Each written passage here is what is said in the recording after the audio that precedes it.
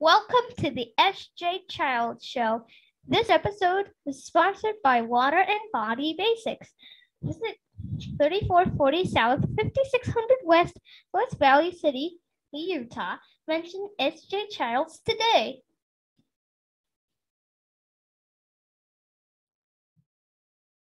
Parent. So on how to teach your kid to be flexible. It's like, I'm all in favor of teaching skills. I really am. Being flexible is an important life skill, but you can't demand it of a 6-year-old, or you can't demand it of an 8-year-old. They're going to learn it on their timetable, and you're going to scaffold that, and you're going to continuously kind of expose them at a level where they can be successful. But you can't just all of a sudden make somebody be flexible. No. And people, I just think there's like still an old generational way of thinking that needs to be rewritten, because it just doesn't work for the society that we're growing. Children are 1/3 of our present and 100% of our future. We have to teach them these types of skills. We have to teach the typical kids inclusion. We need to teach them all about our neurotypical kids so that they can be the support system, so that they can be the flexible support boundaries that these kids need to make it with the rest of the world, right? We all have something to learn from each other. Yeah. I mean, I just believe that so strongly. I think every single human being is here for us as human beings to learn how to love better. I feel like that's what I've learned from the gift of my 2 children, is how to love better, how to love more unconditionally, how to see the person who's in front of me and not the person I think they should be, or where I think they'll be in 5 years. And, no matter who that child is, they have something to learn from everyone around them. My kids have something to learn from their typical peers, and my kids have things that they can teach their typical peers. And I think that's true of all children, all teenagers, all people. It helps us develop our human capacity for love. I completely agree. I think that we're clones of one another.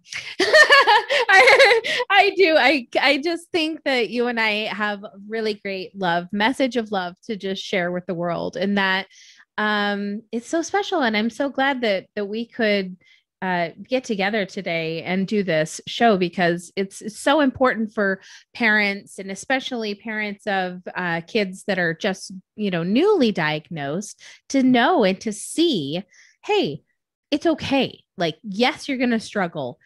You're going to struggle. I struggled as a kid, and I'm doing great. Like, I think that the biggest, thing that I tried to ensue in my kids, or I can't even talk now, but, is that, succeeding isn't always, it's nobody else's design but your own.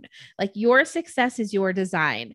You set yourself up for it. You small successes, big successes, whatever it is, and it's all about your own inner confidence to get you there, right? And that's another important part that I love that you're working with this youth, because empowering and giving that age group of youth in that middle school age, confidence and that inner, desire to want to be better or do the best that they can do.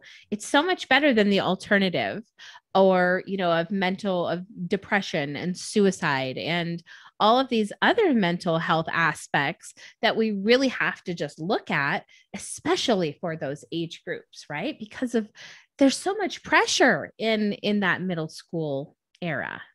I think it's so hard. I mean, I look back and I think I was not confident, right? I was a chubby, socially awkward, very, very smart kid who was also obstinate and really did not want to do things the conventional way. Well, does that sound like a descriptor of someone who was socially popular in middle school? No.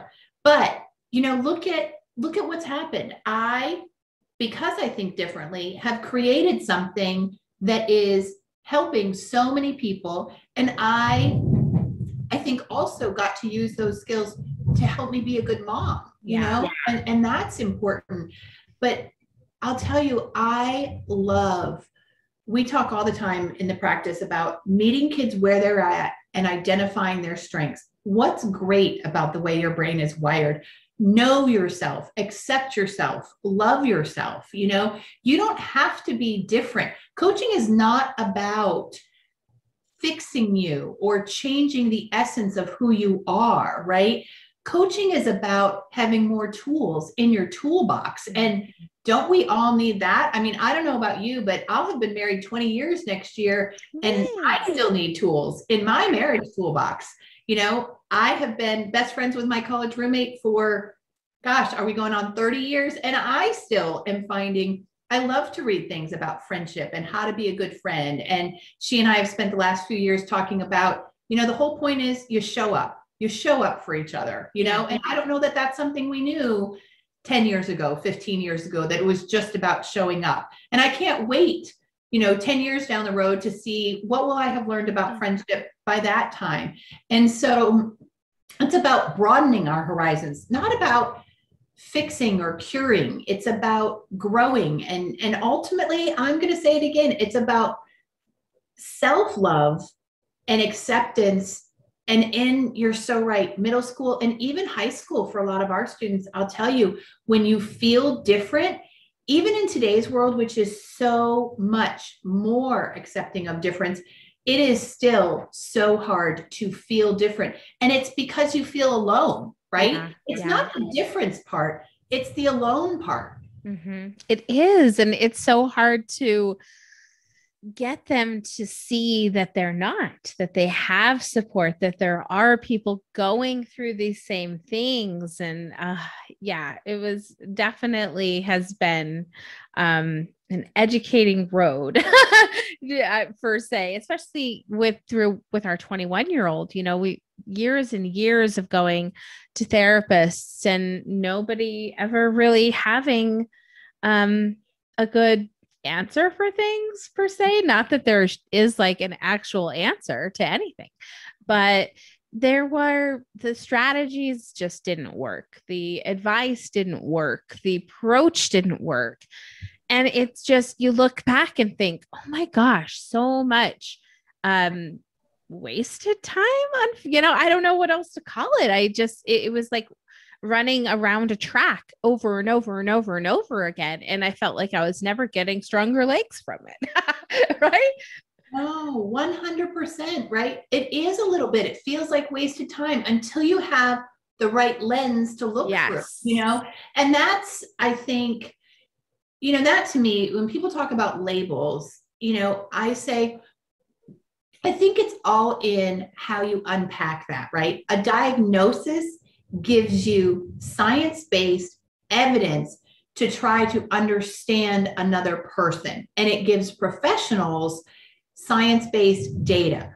A label, on the other hand, could be good, it could be bad. I mean, we like labels on our foods sometimes, right? We don't like labels when they are derogatory names, but that piece you're talking about how frustrating it can be to spin your wheels over and over again because you don't really have an understanding of the wiring, of the neurology, the same way people struggle with physical illness when they can't figure out what the diagnosis is. It's not that the diagnosis itself helps, it's that now you can be on a path to understanding what interventions can create the best life possible for this person, right? The person with chronic stomach pain, the person with chronic headaches, you know, it's not like having some diagnosis, even if it's rare or common, is what's helpful. It's figuring out, okay, so where do we go now so you can have your best life?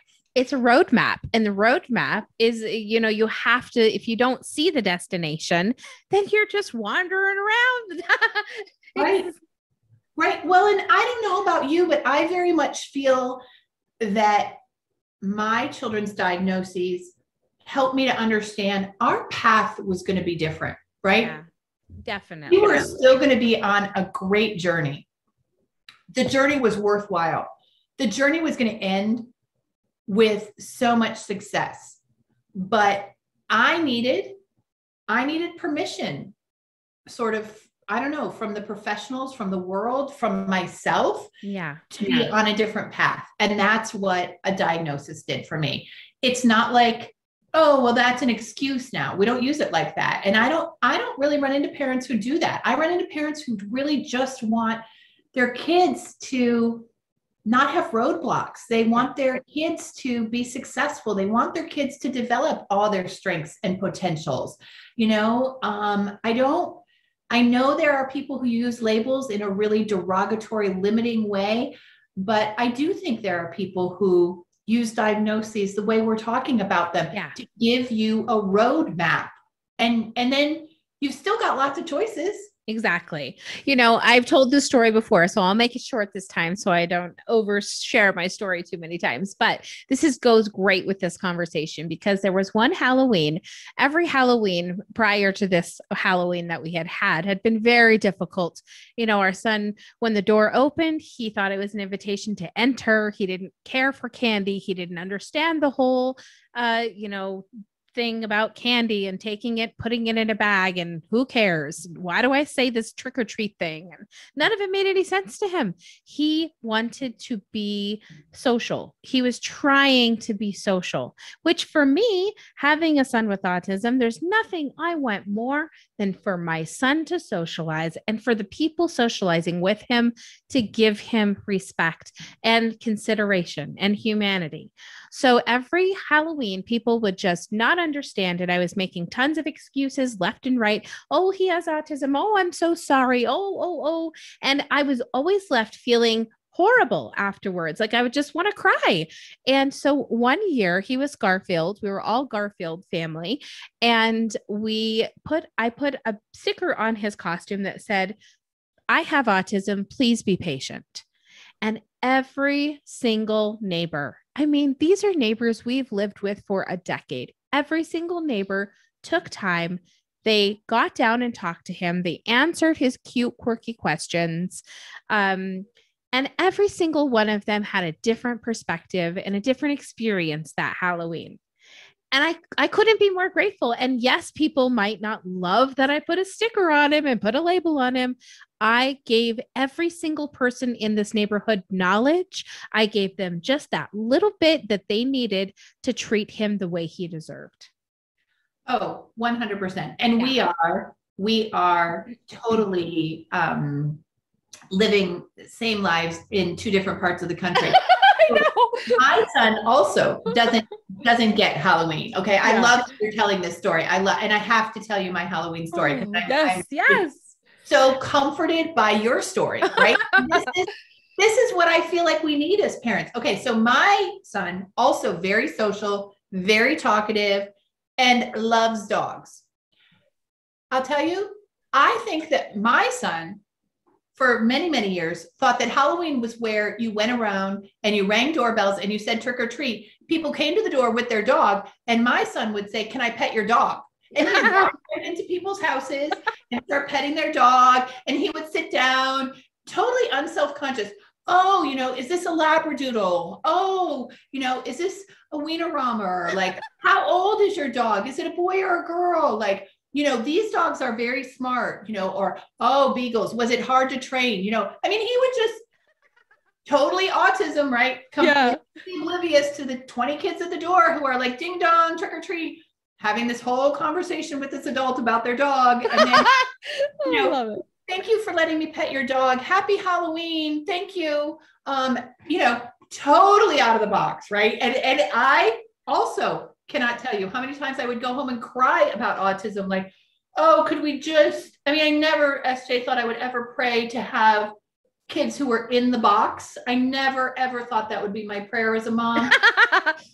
But I found myself wishing and hoping and praying, could we just have like some kind of box? I'm not talking about a small box.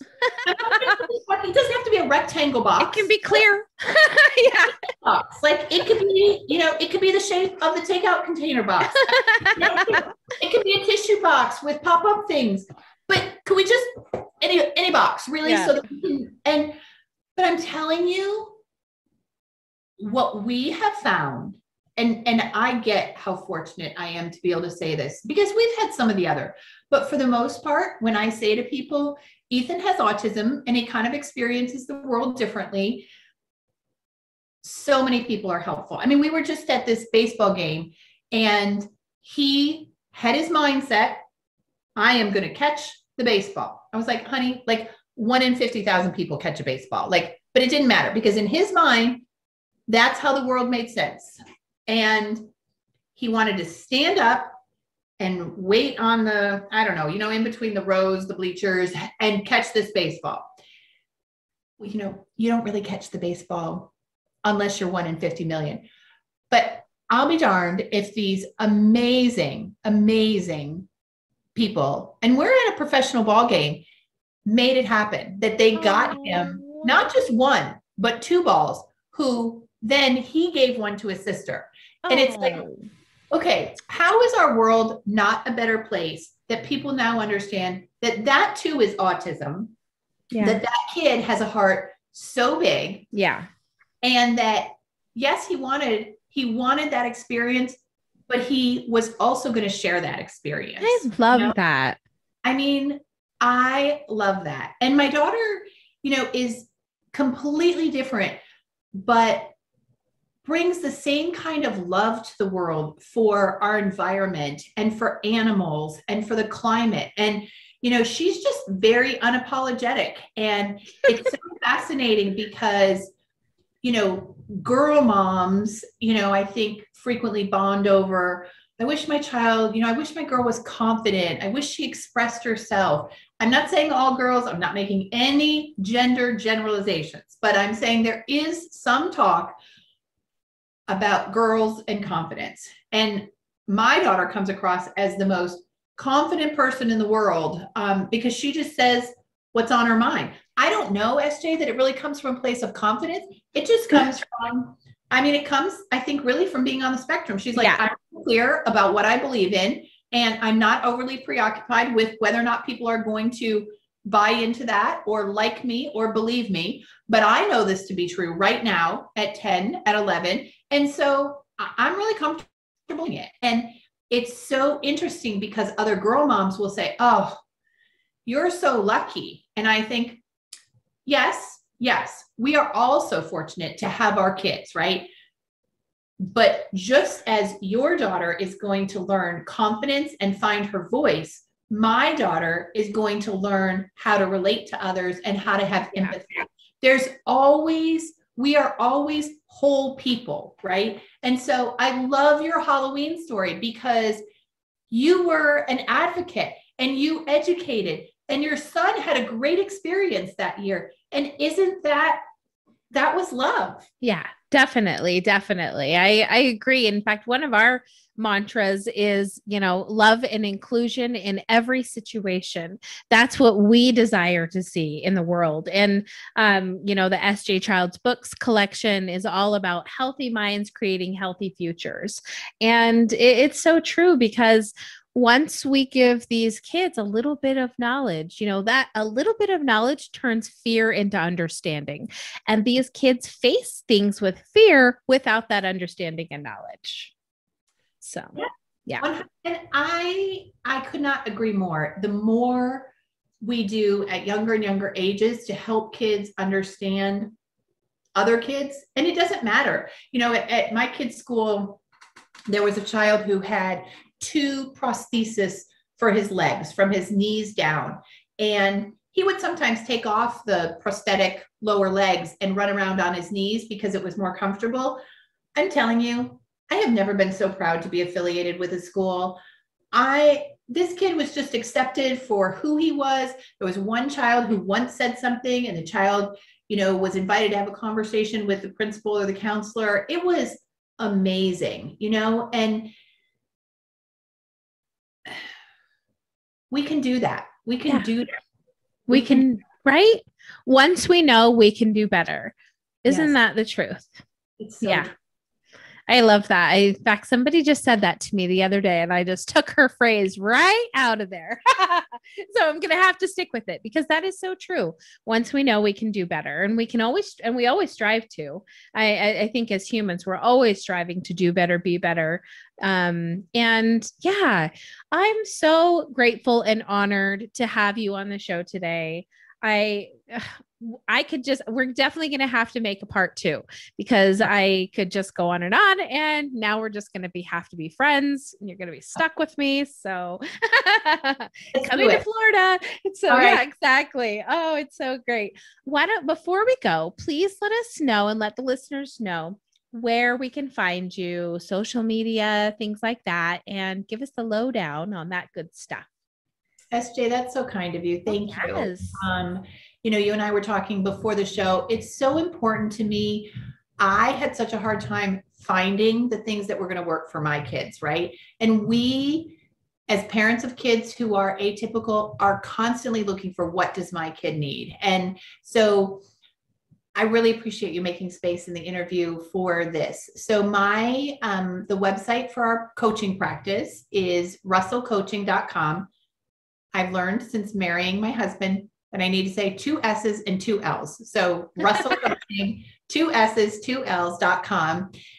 You can reach us on Facebook. Just search for Russell Coaching and we'll come up. We're on Instagram. I'm on LinkedIn. I'm kind of on all the social media. And what we really do is we provide support and strategies and skills to kids who are atypical and to their families, helping their parents understand them, helping them achieve their life goals, helping them achieve their academic goals. So russellcoaching.com, and you can, kind of read through what we do. You can submit a request, you can set up a consult with me. But I really, more than my practice, I want parents to know that there are coaching resources out there for kids who are atypical, and especially for kids who are on the spectrum or have ADHD, or as you and I both know, they frequently go together, and that coaching is a viable option that can be really